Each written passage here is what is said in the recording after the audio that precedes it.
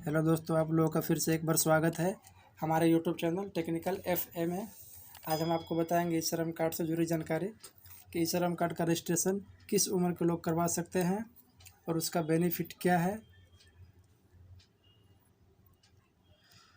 तो सबसे पहले उम्र जान लीजिए। 16 साल से ज़्यादा और 60 साल से कम होने चाहिए ई श्रम कार्ड को रजिस्ट्रेशन कराने के लिए।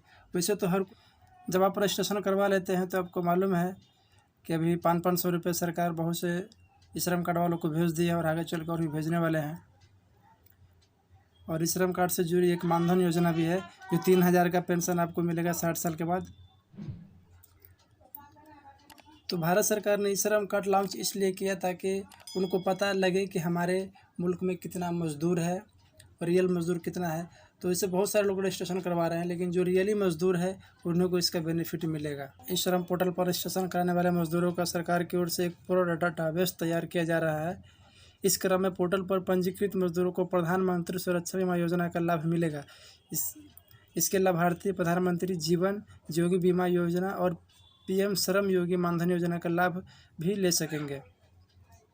प्रधानमंत्री सुरक्षा बीमा योजना के तहत अगर ई श्रम पोर्टल पर रजिस्टर्ड मजदूर की किसी कारणवश मृत्यु हो जाती है तो उसके परिजनों को 2 लाख रुपए मिलेंगे। वहीं किसी दुर्घटना में मजदूर के पूर्ण अपंग होने पर 2 लाख रुपए की मदद दी जाएगी। इसके साथ ही मजदूर के आंशिक रूप से विकलांग होने पर 1 लाख की सहायता राशि प्रदान की जाएगी। यहाँ सबसे बड़ी बात यह है कि ई श्रम कार्ड पूरे देश में मान्य होगा। इसका एक फ़ायदा यह भी होगा कि इस योजना के तहत श्रमिकों को दूसरे राज्यों में काम मिलने में भी आसानी होगी। कौन करा सकता है ई श्रम कार्ड में रजिस्ट्रेशन? ई श्रम कार्ड केवल असंगठित क्षेत्र के कामगारों के लिए है।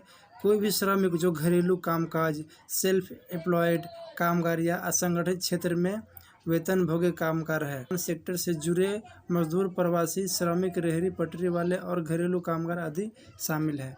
तो इन सब लोगों को इसका बेनिफिट मिलेगा।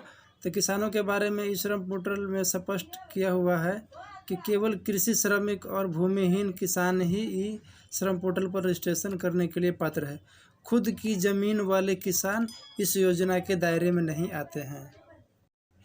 ईपीएफओ व ईएसआईसी के मेंबर जो है उन लोगों को इसका बेनिफिट नहीं मिलेगा और जो टैक्स भरता हो उसको भी इसका फ़ायदा नहीं मिलेगा।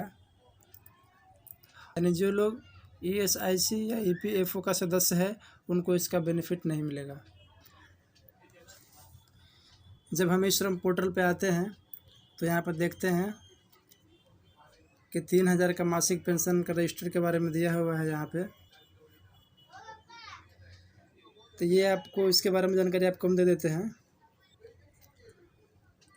तो हम मानधन वेबसाइट पे आ गए हैं और यहाँ पे आपको बताते हैं कि जो ई श्रम कार्ड वाले को जो 3000 का मासिक पेंशन मिलेगा तो इसका हकदार कौन है। तो for organised worker entry age between 18 to 40 years, मतलब जिसका उम्र 18 से ज़्यादा और 40 से कम है, यानी 18 और 40 के बीच में जिसका उम्र है वो लोग इसको अप्लाई कर सकते हैं। और वो महीने का 15,000 से ज़्यादा का कमाई उसका ना हो, यानी कि 15,000 के नीचे जिसका कमाई है वही लोग इसका हकदार है।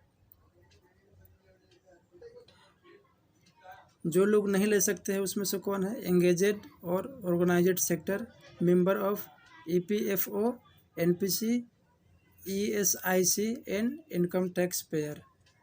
तो ये लोग इसका फ़ायदा नहीं ले सकते हैं, इन लोगों को नहीं मिलेगा। जब आप मानधन योजना को अप्लाई करते हैं यानी कि रजिस्ट्रेशन करवाते हैं तो आपको वहाँ पर ज़रूरत पड़ेगी एक आधार कार्ड, सेविंग बैंक अकाउंट जो जनधन अकाउंट हो, दूसरा अकाउंट नहीं, जो जनधन अकाउंट में सरकार ज़ीरो में खुलवाए हैं, ज़ीरो बैलेंस पे, वही अकाउंट आपको देना होगा।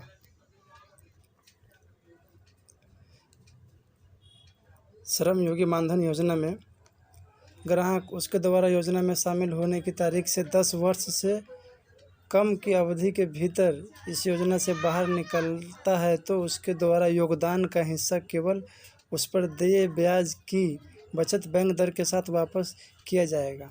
60 वर्ष की आयु से पहले बाहर निकलता है तो उसके योगदान का हिस्सा केवल उस पर संचित ब्याज के साथ वापस किया जाएगा। मतलब जो भी इसमें से आप निकलना चाहते हैं तो आप निकल सकते हैं, उसका जो ब्याज दर है वो काट के उसको पैसा वापस दिया जाएगा। श्रम योगी योजना में ये है।